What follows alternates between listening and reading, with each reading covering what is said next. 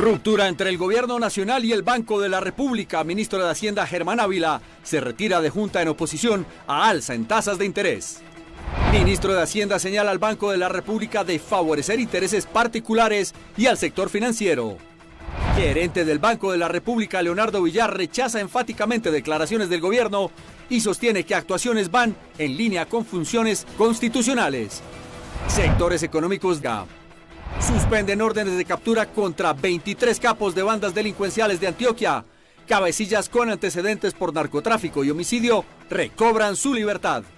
A un territorio desconocido para el país escaló la guerra del gobierno del presidente Gustavo Petro contra la Junta del Banco de la República. En un hecho inédito, el ministro de Hacienda, Germán Ávila, miembro de esa junta, se retiró de la sala en la que se debía definir la tasa de interés de referencia, convocó una rueda de prensa y anunció el incremento en solitario.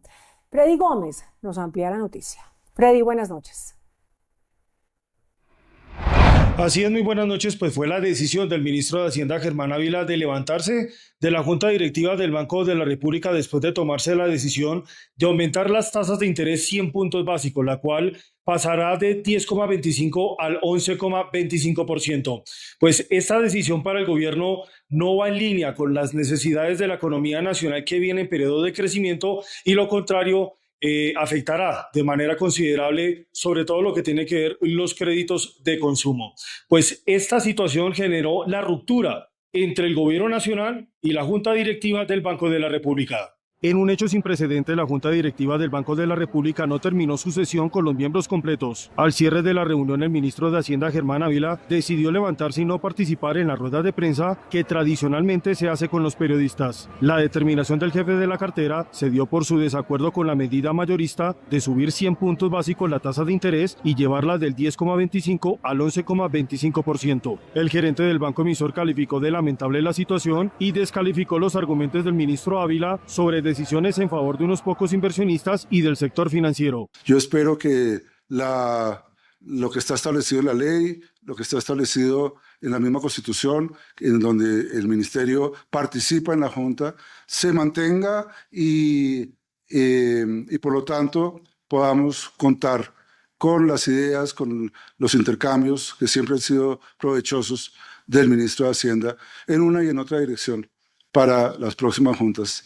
En los próximos meses. El gerente del Banco de la República fue enfático en señalar que las decisiones responden a las facultades constitucionales, que son preservar una baja inflación. Ese foro público tendría que llegar a un cambio en la Constitución. Ahora, yo simplemente manifiesto de manera personal que creo que la Constitución, en la parte que tiene que ver con la política monetaria, hizo una contribución muy positiva a la sociedad colombiana, la Constitución de 1991. Precisamente el directivo explicó que la decisión de subir tasas responde a los riesgos que existen sobre la inflación y el incremento en las expectativas para este año. Se mantiene aparentemente en los primeros meses de este año con bastante fuerza en el impacto de algunos sectores específicos, como el de la producción de café, que por razones climáticas y por razones muy sectoriales tuvo una reducción importante en su producción, además una declinación de los precios, aunque se mantienen en niveles altos, ha habido una caída en los precios relativo a los niveles tope que alcanzó a tener en algún momento del año pasado. El gerente llamó al gobierno a reconsiderar su decisión de apartarse de la junta directiva. Precisamente el ministro de Hacienda, que hizo una rueda de prensa antes de las conclusiones de la Junta Directiva del Banco de la República, señaló que esta decisión afectará considerablemente a la economía nacional, pero sobre todo está respondiendo solo a favorecimientos del sector financiero.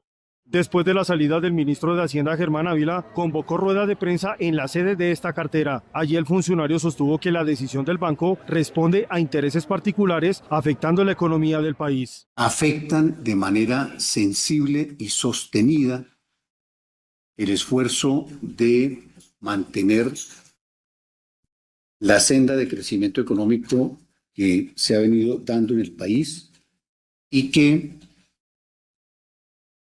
si bien todos los indicadores económicos muestran estamos en una senda de recuperación de la economía.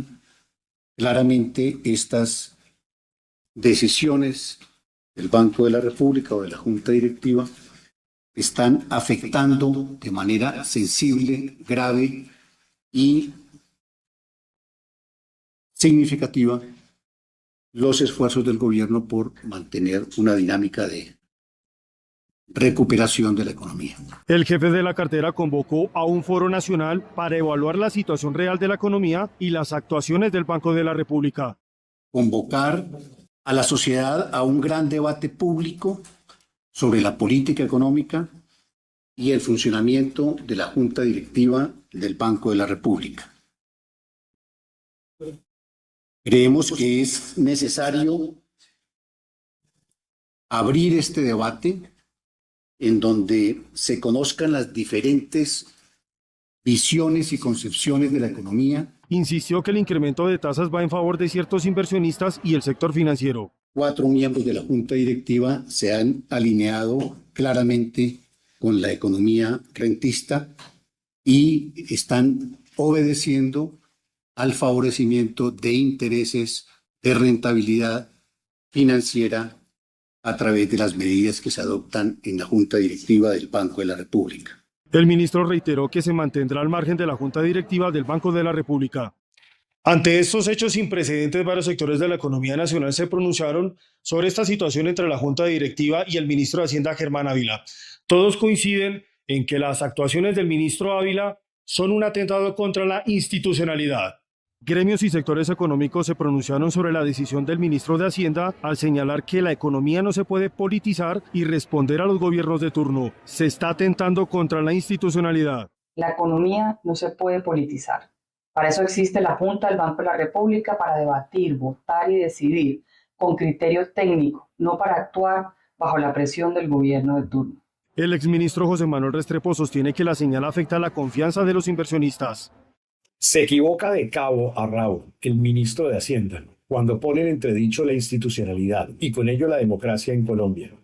Tomar una distancia con respecto al papel constitucional que tiene la Junta Directiva del Banco de la República para preservar el poder adquisitivo de la moneda es un error. Y es un error, entre otras, además, para la atracción de inversión en nuestro país. Es un error para el crecimiento en Colombia. Se pide respeto a las instituciones y su independencia. Y esa subida de las tasas de interés era necesaria. Pero lo grave, y realmente grave, es el desconocimiento de la institucionalidad y poner en tela de juicio no solo la idoneidad del banco, sino la ética de sus funcionarios. Está cuestionándolos diciendo que están obedeciendo a intereses y eso es muy grave. Aquí se tienen que respetar las instituciones y el gobierno nacional no puede continuar atacando toda la institucionalidad y la democracia y la defensa de nuestro país. También se pide respeto a la autonomía del banco emisor. Pretenden darle un golpe a la autonomía fundamental del Banco de la República, pretenden mentirle al país diciendo que son el único banco central que sube tasas de interés, cuando vemos ejemplos como Australia, Canadá, Reino Unido, los propios Estados Unidos, que han tenido que usar la política monetaria para lo que es, para el control de la inflación. Se espera un cambio del gobierno sobre estas actuaciones. La pregunta ahora es si el ministro de Hacienda, Germán Ávila, participará en la próxima reunión de la Junta Directiva del Banco de la República. Esa es toda la información. Freddy Gómez en Noticentro 1. Última hora. Mucha atención que se acaba de presentar una noticia de último minuto en Noticentro 1. De acuerdo con la tabla de precios de la Comisión de Regulación de Energía y Gas CREG, para el mes de abril se presentará un incremento en las tarifas de los combustibles. De esta manera, en el promedio nacional, el precio de referencia sube de 15.169 pesos el galón a 15.449 pesos, lo que representa un incremento de 280 pesos. Para el caso de Bogotá, el aumento es menor al subir de 15.491 pesos a 15.891 pesos el galón de gasolina corriente. Este es un incremento de 400 pesos. De acuerdo con el Ministerio de Minas y Energía, el alza se da como consecuencia de los aumentos en el precio internacional del petróleo debido a la crisis que se vive en el Medio Oriente.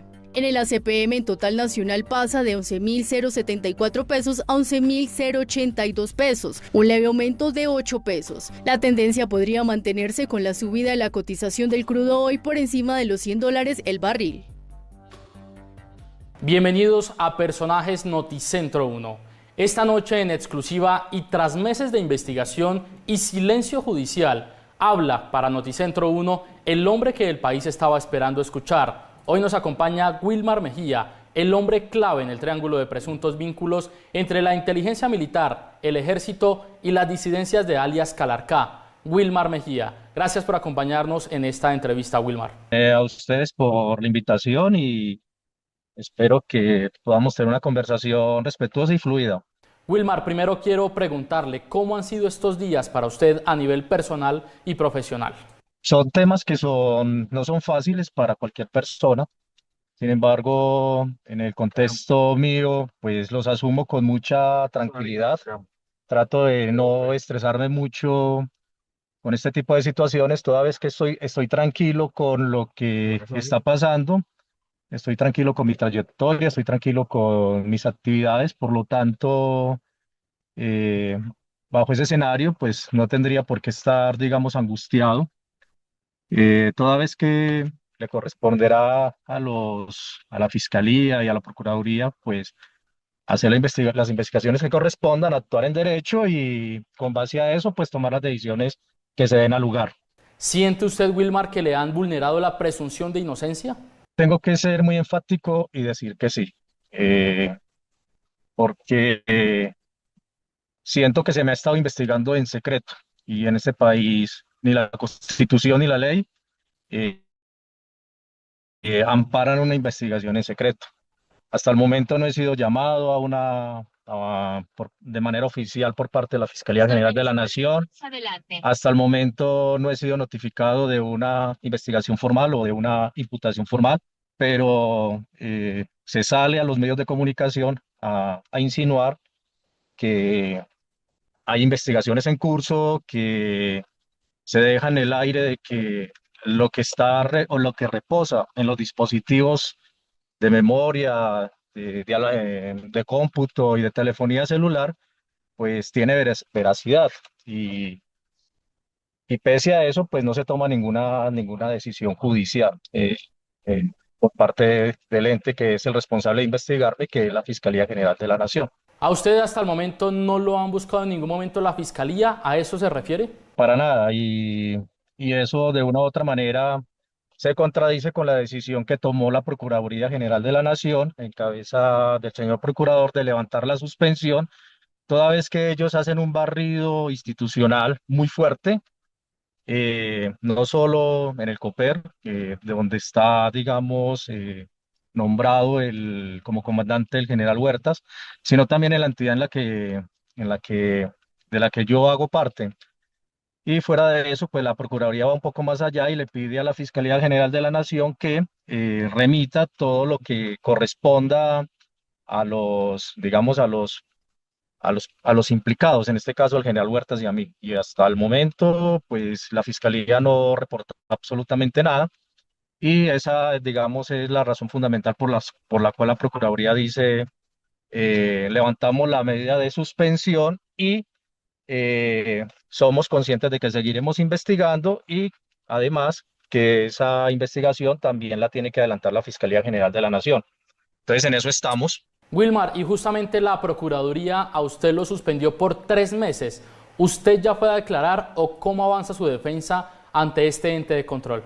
Esta investigación que adelantó la Procuraduría General de la Nación es de carácter reservado. De lo que pasó en ese trámite que tiene la Procuraduría, se libraron algunas audiencias, algunos testigos fueron a aportar lo que ellos conocían de este proceso. Algunos de ellos pues manifestaron, todos, que no tenían conocimiento de quién era Wilmar Mejía, que solo me conocieron por los medios de comunicación, y solo puedo decir como eso. No puedo decir quiénes fueron los que fueron a atestiguar, no quiero meterme pues en materia de lo que allí se dijo porque es de naturaleza reservada. Wilmar, y es que justamente ayer la fiscal general pidió reactivar la orden de captura contra alias Calarcá, jefe de las disidencias, pues según ella se evidenció nuevo material probatorio, entre esos los chats encontrados con presuntos vínculos entre el Departamento Nacional de Inteligencia, un alto mando del Ejército y alias Calarcá. ¿Usted qué tiene para decir al respecto? Bueno, lo primero es que desde que comenzó este escándalo, digamos que hay unas contradicciones muy importantes en lo que tiene que ver con los procedimientos de la señora fiscal, a quien respeto y me le pongo a disposición para lo que dé a lugar. El lunes próximo mi abogado radicará un oficio en el que nosotros materializamos esa disposición. Me estoy anticipando un poco. Voy a poner a disposición mi pasaporte, voy a poner a disposición mi equipo de cómputo, voy a poner a disposición mi celular para que la Fiscalía General de la Nación, en el momento que corresponda, pues lo requiera.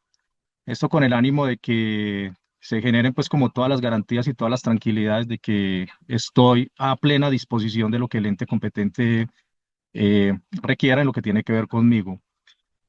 Pero cuando digo que hay contradicciones fue porque en principio se expresó que todos estos dispositivos digamos, de almacenamiento de memorias, computadores y teléfonos reposaban en la Fiscalía de Medellín. Significa entonces que cuando cuando la operación se llevó a cabo contra el dispositivo o la caravana de Calarcá, pues todo lo que allí se decomisó, se incautó, pasó a manos de una fiscal que lo debió haber presentado ante un juez de garantías para que le diera trámite constitucional normativo y garantía a estas evidencias, y esto debió haber quedado en reposo en los almacenes de custodia de la Fiscalía General de la Nación. Sin embargo, en la entrevista que da esta semana la señora fiscal, ella dice que estos dispositivos reposaban en la DIJÍN y que a raíz de esta situación tan particular, pues ella solicitó que se profundizara en la investigación y, y ahí afirma ella que se encontraron datos importantes que daban cuenta de que Calarcá seguía delinquiendo y hace énfasis de manera particular en el asesinato de un líder social o de un desmovilizado, entiendo yo, además líder social, que le estaba, digamos, afectando los intereses a la Calarcá y este ordena asesinarlo junto con otros asesinatos, dice la fiscal. ¿Es decir que para usted la fiscal se contradice, Wilmar? Pues yo siento que la fiscal se contradijo en dos momentos, cuando dice que eso estaba reposando en la Fiscalía de Medellín y que no se había avanzado, y esta semana que dice que eso estaba estos equipos reposaban en la DIJÍN y que precisamente ella ordena a partir de esas evidencias hacer una investigación más profunda. ¿Qué pasa acá? Que como hubo una ambigüedad en la aclaración de los hechos de Calarcá y en lo que tenía que ver con Wilmar Mejía y el general Huertas, pues los medios de comunicación en general presumieron Ricardo Calderón ahí son hechos reales. Y entonces, el segundo oído que creo que hasta hoy se mantiene. Wilmar, pues yo en esta entrevista exclusiva para Noticentro 1 quiero preguntarle, ¿usted niega todo vínculo con alias Calarcá? ¿Qué acercamientos tuvo usted con Calarcá? Con Calarcá no tuve ningún vínculo, no lo conozco de manera personal. Incluso él lo niega en una entrevista que le concedió a un periodista de un medio de comunicación local o regional que se llama Noticaguán. Es más, él tiene referencia del general Huertas, lo dijo en esa entrevista, niega tener un vínculo con él, pero conmigo ni siquiera se refiere con mi nombre, conmigo se refiere un agente de inteligencia de la DNI.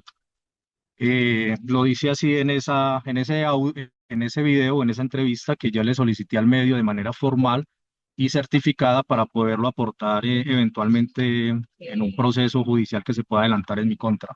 Lo que sí no profundizaron los medios de comunicación, y yo lo denuncié respondiéndole un trino al presidente de la República, es que al parecer servidores públicos de la Fiscalía General de la Nación abordaron a alias Leo para que alias Leo, a cambio de un principio de oportunidad que le garantizara la libertad, él está condenado a 15 años de prisión, declarara en contra del general Huertas y declarara en mi contra.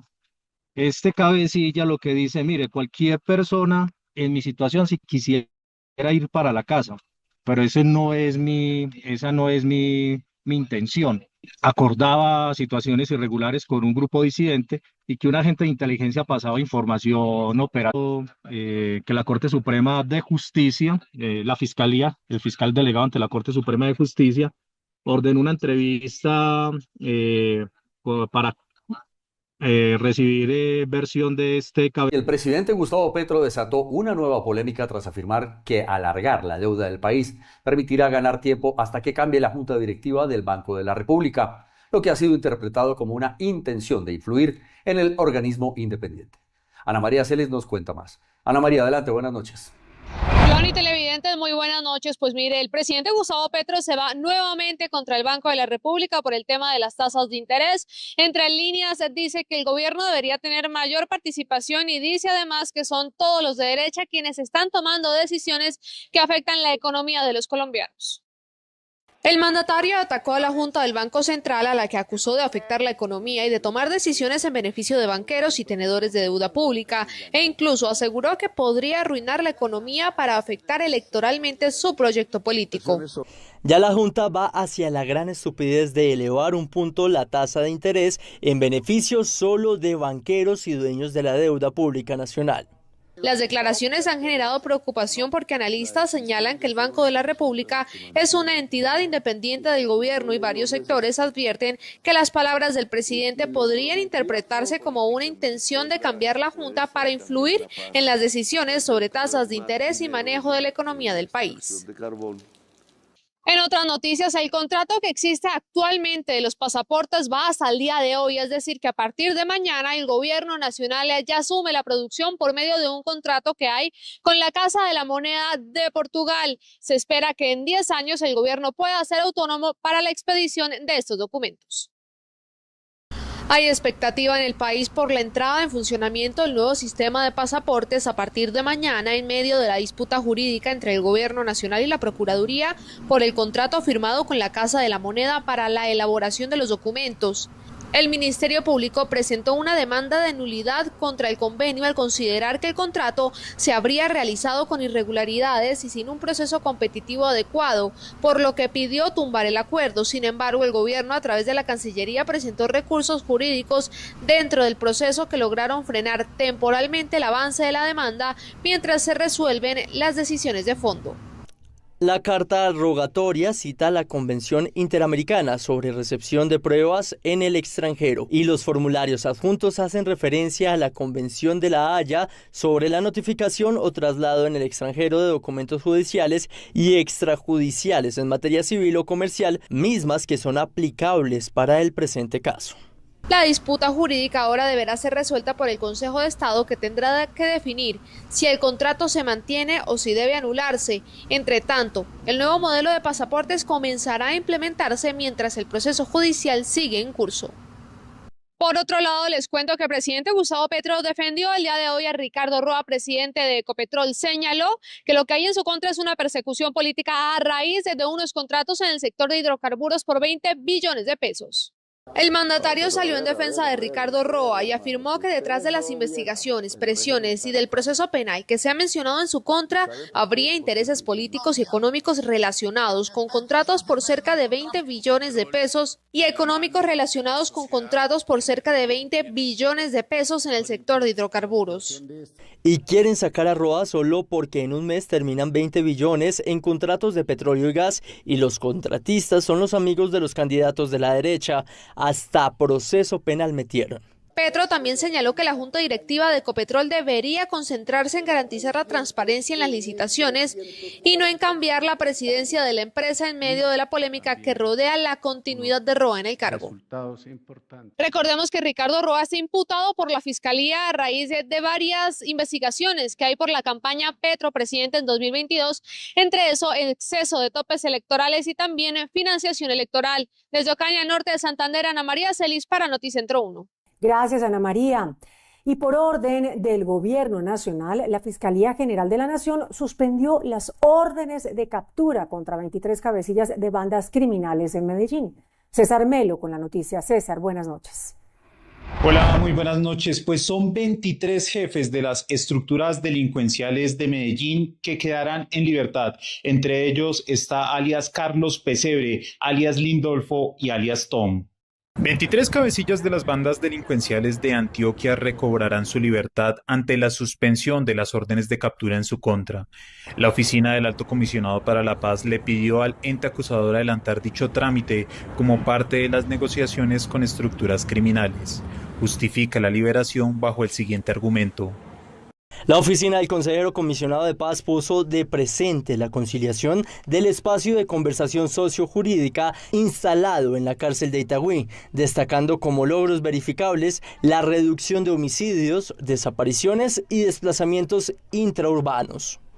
Señala el documento de la Fiscalía que el gobierno dijo que los capos se comprometerían a reducir los índices de delincuencia en la región. Estos avances, junto con el compromiso de las estructuras en la lucha contra la explotación sexual infantil y el tráfico de drogas químicas, demuestran una voluntad genuina de tránsito hacia el Estado de Derecho. Entre los capos que quedarán en libertad está Freiner Alfonso Ramírez, alias Carlos Pesebre, quien lleva más de 30 años en el mundo de la delincuencia, es cabecilla de la oficina.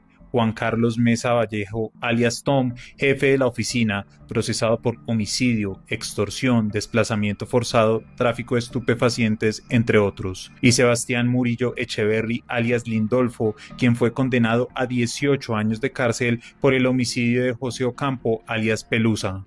Y en un comunicado en las últimas horas, la Fiscalía aseguró que esta decisión no implica ni contempla la concesión de la libertad de quienes se encuentren privados de ella en centros penitenciarios o carcelarios cumpliendo condenas.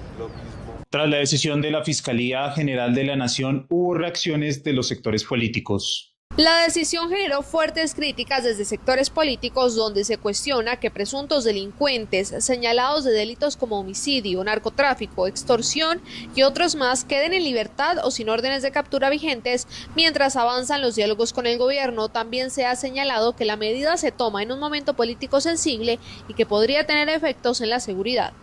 El gobierno insiste en liberar criminales a pesar de que todos los colombianos hoy estamos sufriendo un aumento de la violencia, del terrorismo, del secuestro, de los asesinatos. El gobierno insiste en darle contentillo a toda la criminalidad, ahora en Antioquia, a la que odian seguramente para poder tener una acción. Que Dios cuide a toda la dirigencia de oposición en Medellín y Antioquia. La suspensión genera cuestionamientos por posibles efectos en las elecciones presidenciales que se llevarán a cabo el próximo 31 de mayo. De otra parte, las autoridades en Antioquia se pronunciaron y cuestionaron duramente la determinación de la Fiscalía General de la Nación. El gobernador de Antioquia, Andrés Julián Rendón, cuestionó la suspensión de órdenes de captura contra 23 cabecillas, asegurando que favores se pagan con favores en plena época electoral. Advirtió que la medida facilita el reacomodo criminal y representa un riesgo para la seguridad, por lo que pidió a la Fiscalía reversar la decisión. Favores se pagan con favores. En plena época electoral, la Fiscalía y el gobierno Petro levantan órdenes de captura y dejan en libertad a sus aliados del Tarimazo. Se trata de los peores narcos, criminales y asesinos que durante décadas han sembrado terror y muerte en los barrios de Medellín. El alcalde de Medellín, Federico Gutiérrez, también rechazó la medida y afirmó que beneficia a los criminales. Señaló que la paz total es una entrega total y advirtió posible interferencia de estas estructuras en las elecciones. Las estructuras criminales, a través de sus cabecillas, interferirían en las elecciones a la presidencia. Todo esto mientras siguen dedicados al homicidio, la extorsión, la explotación sexual de niños, niñas y adolescentes, a envenenar a nuestros niños y jóvenes con las drogas y a muchos otros delitos. La decisión de la Fiscalía hace parte de la cuestionada paz urbana del gobierno de Gustavo Petro, que ha generado fuertes críticas por sus posibles efectos en la seguridad y el proceso electoral. Y en otras noticias judiciales, 7 personas fueron vinculadas por la Fiscalía General de la Nación con una investigación por un desfalco en un millonario contrato en el departamento de La Guajira para la primera atención de menores. Se trata de 7 exfuncionarios del Instituto Colombiano de Bienestar Familiar, quienes fueron vinculados por el ente acusador a una investigación por los delitos de falsedad en documento y peculado. Información que originamos desde el occidente de Bogotá, César Melo, Noticentro 1. Tras meses de investigación y silencio, habla en exclusiva en Noticentro 1 Wilmar Mejía, el hombre clave en el triángulo de presuntos vínculos entre la inteligencia militar, el ejército y las disidencias de alias Calarcá. Nos reveló en exclusiva su renuncia a la dirección del DNI y asegura un entramado en su contra para ocultar nexos entre oficiales con el narcotráfico. Laura Parra tiene más detalles. Laura. Así es, Giovanni, televidentes, pues preste atención. Wilmar Mejía, implicado en uno de los escándalos más graves por presuntos nexos con las disidencias de alias Calarcá, rompió el silencio en Noticentro 1. No solamente reveló en exclusiva a Noticentro 1 su renuncia al cargo, sino que también denunció que todo este escándalo se trataría de un presunto plan en su contra, tras haber descubierto algunos nexos entre oficiales de alto rango con el narcotráfico. Los detalles. Tras meses de silencio, habló Wilmar Mejía, el hombre que estuvo detrás de la Dirección Nacional de Inteligencia, investigado por presuntos nexos con alias Calarcá, quien negó cualquier vínculo con el cabecilla. Con Calarcá no tuve ningún vínculo, no lo conozco de manera personal. Asegura que la Fiscalía habría incurrido en presuntas contradicciones y reveló supuestas irregularidades que buscarían forzar testimonios en su contra. Lo primero es que desde que comenzó este escándalo, digamos que hay unas contradicciones muy importantes en lo que tiene que ver con los procedimientos de la señora fiscal. Voy a poner a disposición mi pasaporte, voy a poner a disposición mi equipo de cómputo, voy a poner a disposición mi celular para que la Fiscalía General de la Nación en el momento que corresponda, pues lo requiera. Al parecer, servidores públicos de la Fiscalía General de la Nación abordaron a alias Leo para que alias Leo, a cambio de un principio de oportunidad que le garantizara la libertad, él está condenado a 15 años de prisión, declarara en contra del general Huertas y declarara en mi contra. Asegura que el caso estalló tras afectar presuntos negocios ilícitos de altos mandos vinculados con el narcotráfico. Lo que se le están haciendo al general Huertas es una infamia. A él lo sacaron del ejército por otras cosas que de pronto él no se atreve a decir y que yo sí lo voy a decir hoy. A él lo sacaron de la fuerza fue porque tocó intereses de oficiales que estaban involucrados con narcotráfico en la región del Meta y en el Arauca. Parte de la cocaína que él decomisó pertenecía a oficiales del ejército. Reveló en exclusiva para Noticentro 1 su renuncia a la Dirección Nacional de Inteligencia. Cuando la Procuraduría General de la Nación me levantó la suspensión, yo ese 3 de marzo creo que fue, me presenté en la dirección a firmar mi acta de reincorporación. Pero esa misma tarde, en un lapso de 15 minutos, presenté mi renuncia. Ya yo no soy el director de inteligencia del DNI. Pues Mejía concluyó afirmando que existirían presuntos montajes de carpetazos para silenciar a quienes denuncian corrupción interna. Ahora la Fiscalía deberá determinar la veracidad de estas explosivas declaraciones que hoy sacuden al sector defensa. Por ahora la información que se tiene sobre el caso, informó para Noticentro 1, Laura Parra. Atención porque Famisanar EPS emitió una alerta a sus usuarios por el aumento de estafas telefónicas y ofrecimientos de trámites falsos en su nombre. María Fernanda Carrascal nos cuenta más. María Fernanda, adelante. Buenas noches, Joan. La EPS Famisanar dio a conocer recientemente que afiliados estarían recibiendo mensajes fraudulentos en que terceros, suplantando a la entidad, solicitan datos personales o promueven trámites como cambios de EPS. La EPS precisa que no ha autorizado líneas ni canales para este tipo de contactos. En los últimos días se han conocido reportes de usuarios que recibieron llamadas y mensajes a través de canales no oficiales, en los que personas inescrupulosas, haciéndose pasar por EPS Famisanar, solicitan información personal o comparten enlaces con supuestos servicios. La entidad hace un llamado a sus afiliados a no compartir datos personales, claves, códigos ni información sensible a través de llamadas o mensajes provenientes de canales no autorizados. Asimismo, invita a verificar siempre la autenticidad de cualquier comunicación y ante cualquier duda acudir directamente a los canales oficiales para recibir orientación confiable. Por otro lado, la crisis de salud en Colombia sigue afectando a miles de personas que a diario luchan por acceder a medicamentos y atención oportuna por parte de su CPS. Noticentro 1 conoció el caso de una mujer paciente de la nueva EPS que requiere con urgencia enoxaparina sódica, un fármaco vital para prevenir coágulos, pero que no recibe desde hace meses. Su hijo denuncia la situación y pide que su caso sea escuchado. Y le voy a poner otra tutela,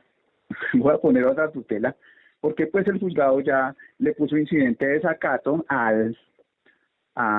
estos señores de la nueva EPS, al interventor, y le puso arresto, pero pues cuando ya vieron que los habían sancionado, pues se les ocurrió decir, no, nosotros no sabíamos, por el correo no fue debidamente notificado. Entonces, la sala sexta del Tribunal Superior de Bogotá, pues dijo qué pena, pero pues ahí estaba violando el debido proceso y pues anuló. El medicamento que la mujer requiere con urgencia es inyectable y en medio de la desesperación por no contar con él, su hijo optó por administrarle solo una dosis cuando en realidad necesita 2 para mantener su tratamiento, lo que generó una reacción adversa en su organismo. Yo tratando de que ella de pronto ahorrara un poquito, le estaba poniendo una diaria, le comenzó un ahogo, ¿sí?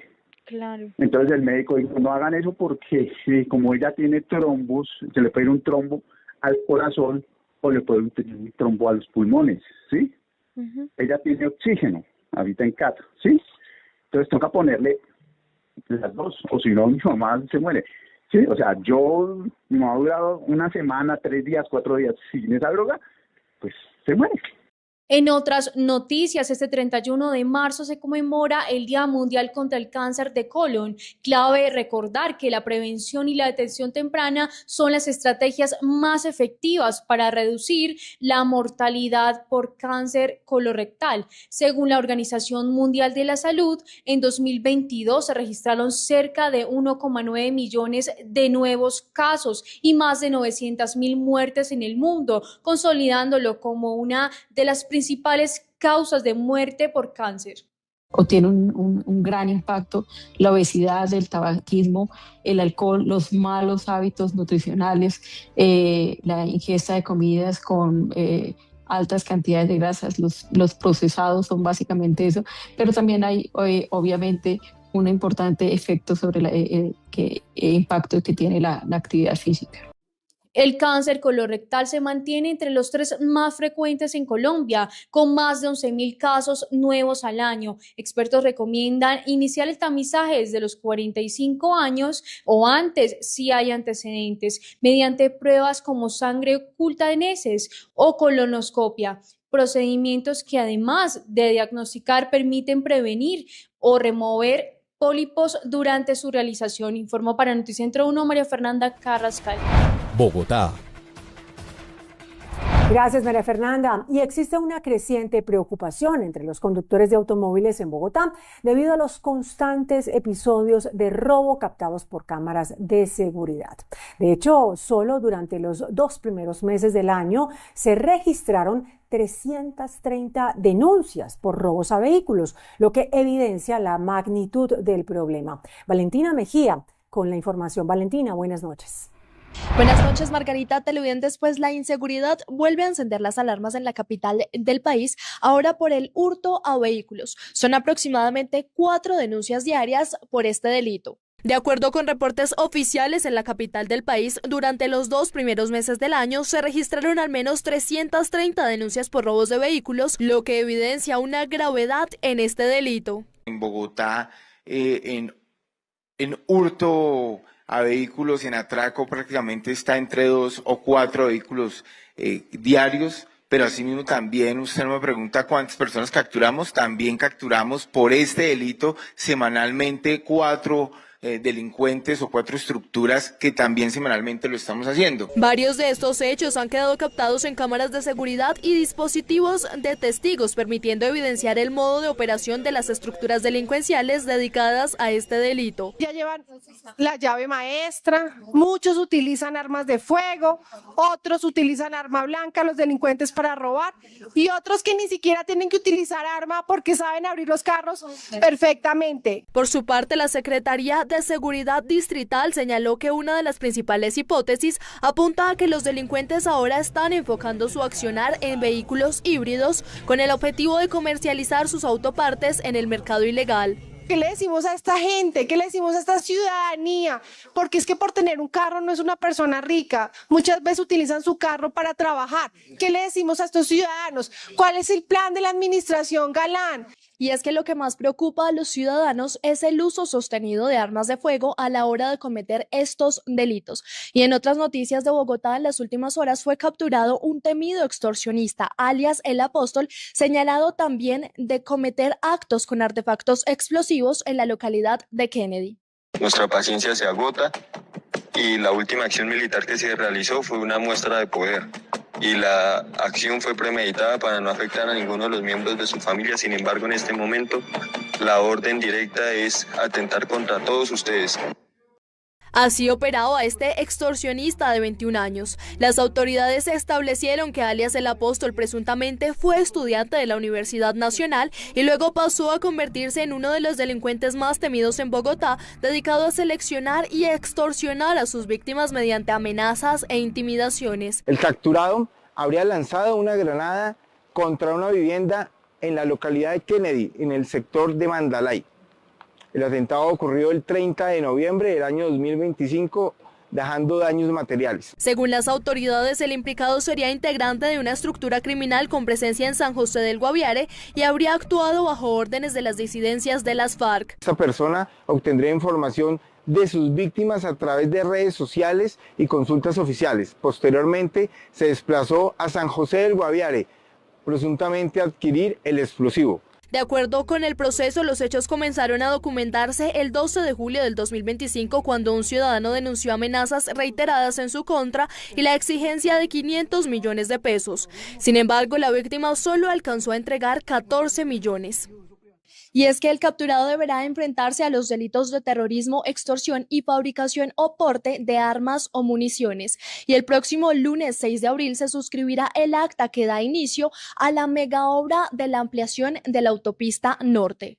El próximo lunes 6 de abril se dará inicio formal a uno de los proyectos viales más relevantes de la capital, la ampliación de la autopista norte. Ese día, la Agencia Nacional de Infraestructura y la concesión Ruta Bogotá Norte firmarán el acta que da comienzo a la fase de construcción del proyecto Accesos Norte 2. Hoy, afortunadamente, se concreta este arranque. Esta obra es trascendental para la movilidad de los bogotanos, los habitantes de Sabana Centro y de los departamentos como Boyacá y Santander.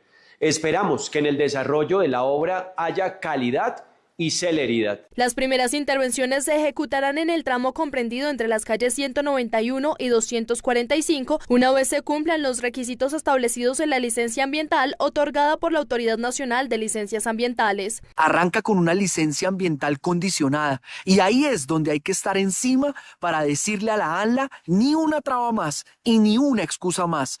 Esto ya empezó y ahora toca lo más importante, y es que esta obra se haga bien. Actualmente la autopista norte cuenta con 3 carriles por calzada. Con la ampliación se proyecta alcanzar entre 5 y 6 carriles en cada sentido, incluyendo uno exclusivo para el transporte masivo, con el objetivo de mejorar el flujo vehicular y los tiempos de desplazamiento. Con esta obra se beneficiarán más de 5 millones de personas de diversos municipios como Chía, Tocancipá, Sopó, Zipaquirá, entre otros, quienes a diario utilizan este corredor vial para movilizarse. Informó para Noticentro 1, Valentina Mejía. Regiones. Valentina, gracias. Y gremios del Valle del Cauca alertaron ante múltiples fallas en el aeropuerto Alfonso Bonilla Aragón, que estaría poniendo en riesgo su modernización. Víctor Tavares desde Cali nos cuenta más. Víctor, buenas noches. Joan, buenas noches. En las últimas horas, a través de un comunicado, la Aeronáutica Civil anunció que hará una inversión de 215.000 millones aproximadamente en la modernización del Bonilla Aragón. Sin embargo, para los gremios económicos de la región persiste la preocupación por lo que sería el futuro de esta terminal aérea, una de las principales del país. Problemas en las zonas verdes aledañas a la pista y losas de concreto en mal estado serían algunas de las situaciones denunciadas en el aeropuerto Alfonso Bonilla Aragón de Palmira y que estaría poniendo en riesgo la modernización de esta terminal aérea internacional. A esto se suma que la inversión pública anunciada, cercana a los 215.000 millones de pesos, resulta insuficiente frente a las necesidades reales de nuestro aeropuerto, especialmente si se compara con el proyecto de iniciativa privada que contempla inversiones cercanas a los 1.5 billones de pesos. Los gremios de la región también insistieron al gobierno nacional para que se encuentre una solución definitiva. Para que se publique información clara, se garantice el mantenimiento adecuado y sobre todo se avance sin más retrasos en la adjudicación de la iniciativa privada para tener concesionado nuestro aeropuerto y lo podamos modernizar. Cabe recordar que desde septiembre de 2025 la Aeronáutica Civil asumió la administración directa de este aeropuerto. Y un dato al cierre, durante el 2025 este aeropuerto movió cerca de 7 millones de pasajeros. Información en Cali, Valle del Cauca, Víctor Tavares en Noticentro 1. Gracias, Víctor. Y vamos a Santander porque en la vereda San Gabriel, en Lebrija, sus habitantes completan más de 8 días sin servicio de agua potable tras el colapso de su acueducto por cuenta de la reciente ola invernal. Yuraima Rivera tiene los detalles. Yuraima, buenas noches. Margarita y televidentes, buenas noches. Así es, pues más de 200 familias campesinas no tienen acceso al agua potable debido a los deslizamientos provocados por la reciente ola invernal. A esto se le suma una nueva problemática, el poco acceso al suministro eléctrico. Más de 200 habitantes en la vereda San Gabriel en Lebrija denuncian la grave situación que enfrentan desde el inicio de lo que califican como la peor temporada de lluvia registrada en la zona.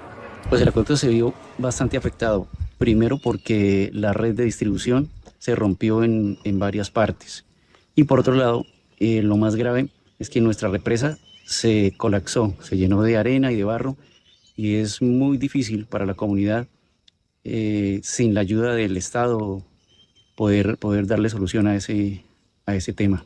Viviendas destruidas, vías colapsadas y deslizamientos es el panorama que vive la comunidad desde el pasado 18 de marzo sin recibir, según indica, una respuesta oportuna por parte de las autoridades. Pues a la vivienda del hijo, que esto era del hijo, sí quedó tapado, quedó completamente sin nada. Y allí la hija y la otra hija, son 3 viviendas que cayeron. Y ya llevándola, pero como el alcalde de verdad no se reporta con nada, ni siquiera viene a mirar. Hasta el momento la alcaldía de Lebrija y la gobernación de Santander adelantan trabajos con maquinaria amarilla para restablecer el servicio y mejorar las condiciones de acceso en el sector. Aunque las autoridades ya han comenzado a realizar trabajos, la comunidad advierte que esta es una situación que se presenta cada vez que hay fuertes lluvias. Desde Bucaramanga, Santander, Yuraima Rivera informó para Noticentro 1. El Ministerio de Minas convocó a nuevas subastas de energías limpias para aumentar la oferta de la generación eléctrica en el país. Con el fin de atraer inversión al país en medio de la incertidumbre por el contexto electoral, el ministro de Minas y Energía, Edwin Palma, anunció la expedición de una resolución que define las reglas para las subastas de energía limpia a largo plazo. El gobierno de Colombia estableció mediante la resolución 40178 del año 2026 un marco estable y transparente para la realización de subastas de energía limpia a largo plazo. El jefe de la cartera aseguró que la contratación a largo plazo permitirá mantener precios fijos de la energía eléctrica. Este modelo impulsa energías limpias, almacenamiento con baterías, diversifica la matriz energética y reduce el riesgo de escasez. Agregó que con esta medida se fortalece la confiabilidad del sistema eléctrico y se avanza en una transición energética sostenible. La resolución también establece que los vendedores deberán construir y poner en operación los proyectos en los plazos pactados, entregar la energía comprometida y prestar garantías financieras. Por su parte, los compradores deberán cumplir con el pago de la energía contratada y prestar las garantías exigidas. Comercios y almacenes alistan sus inventarios de cara al Mundial de Fútbol, un evento deportivo, sí, pero sobre todo económico que inicia en junio. Dinero Inteligente es presentado por Pibank. A 3 meses del Mundial, el comercio colombiano se prepara para un repunte en las ventas. Fenalco proyecta que la compra de televisores crezca entre 5 y 7%, aunque podría ser mayor si la selección Colombia avanza a las siguientes fases mundialistas. Mientras tanto, opciones como el compra ahora, paga después ganan terreno, especialmente entre jóvenes. Todos los medios de financiamiento alternativos que hoy pueden estar disponibles directamente en el momento de la compra, tanto en tiendas físicas como en las experiencias online, y esto está ayudando a que los comercios vendan más, que los consumidores puedan tener al final del día pues el televisor que buscan y que realmente puedan pagarlo con o sin intereses con algún medio de financiamiento alternativo. Este modelo ya impulsa hasta un 30% de las ventas en miles de comercios, sobre todo en tecnología y electrodomésticos. Cuenta Pibank 11% efectivo anual. Trae tus ahorros. Aquí crecen más. Desde $1 y sin asteriscos. Ábrela en www.pibank.co. En Noticentro 1 llegó la hora de conocer los indicadores económicos para este martes 31 de marzo. Indicadores económicos. La tasa representativa del mercado que regirá para mañana miércoles será de 3.660 pesos con 10 centavos. Los profesionales del cambio compran la divisa en promedio entre 1.670 pesos y la venden entre 1.720 pesos. Un euro cuesta 4.209 pesos con 30 centavos. La libra de café en Nueva York se cotizó a $2 con 98 centavos. El precio interno se cotizó a 2.255.000 pesos la carga. El barril de petróleo WTI se cotizó en $102 con 16 centavos. La referencia Brent para Colombia se cotizó en $103 con 53 centavos. El índice de capitalización de la Bolsa de Valores de Colombia subió 4,17% a 2.286 puntos. Entretenimiento. Hola, muy buenas noches, bienvenidos a las noticias del entretenimiento. Los saludo desde el noroccidente de Bogotá, donde a esta hora se presenta Super Mario Galaxy, una de las películas animadas más esperadas del año, la cual promete repetir el éxito de su primera entrega que recaudó, escuchen esto, más de $1.300 millones, conocido de los videojuegos. En esta entrega, que será una aventura galáctica, Mario y Luigi you know, it was great. I felt a little smoother. The pressure was off. I think Michael and Aaron, our directors had, in my experience, more fun this time around. I think the process was better because it wasn't. Shot the first one kind of during. But this time he also has some sensitive side stuff. He's a painter now. He's working on his empathy, and you think maybe Bowser's a good guy, but hold your horses. We'll see about that. Cambiamos de tema para contarles que en Japón sí que se toman en serio el tema de las pausas activas. A continuación les presentamos una curiosa carrera en la que las famosas sillas de oficina tienen un uso diferente.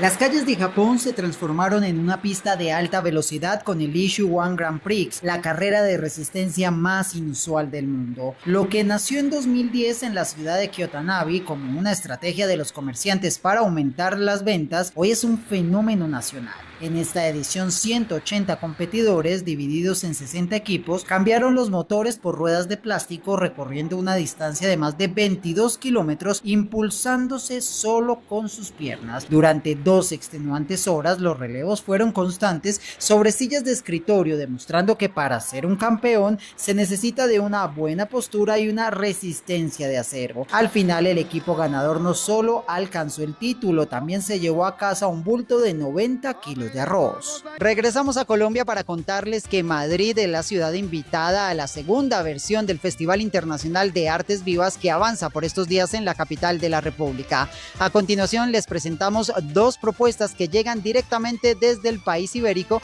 para también disfrutar en esta Semana Santa. ¿La quiere usted probar? Sí, pero ¿qué dirá tu abuela? Nada. Madrid sigue mostrando su talento en el FIAP con 2 propuestas escénicas que rinden tributo a la literatura universal. Por un lado, Caperucita en Manhattan, basada en la obra de Martín Gaité de 1990, llega en el marco del centenario de la autora con una puesta en escena contemporánea que mezcla música, fantasía y reflexión sobre la libertad. La cesta se la llevas tú a la abuela, ¿eh? ¿La quiere usted probar?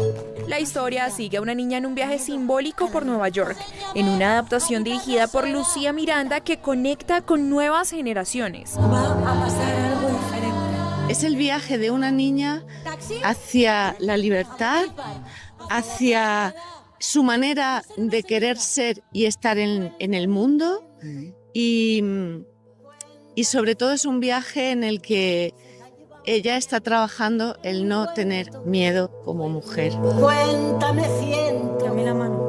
Se la llevaba el viento. Caperucita en Manhattan estará en función hasta el próximo 2 de abril en el Teatro Libre de Chapinero. Que no suele Al mismo tiempo, Enmudecer con hablar pone en escena textos de Miguel de Cervantes, reuniendo 2 de sus obras más representativas en un montaje con música en vivo y estética del siglo XVI, donde el humor, el engaño y la palabra siguen más vigentes que nunca. Inspirado en 2 entremeses de Miguel de Cervantes, El vizcaíno fingido y Los habladores, está cargado de humor, de ironía, de engaños, de fingimientos y también del espíritu humanista de Miguel de Cervantes. Muerto pone temor. La obra estará en función hasta el próximo 2 de abril en el Teatro El Parque. Fortuno, de pícaro hablador. Y con esto me despido por ahora, pero nos encontramos en la última emisión de Noticentro 1 con mucha más información. Margarita, Joan, que tengan todos una feliz noche. Chao.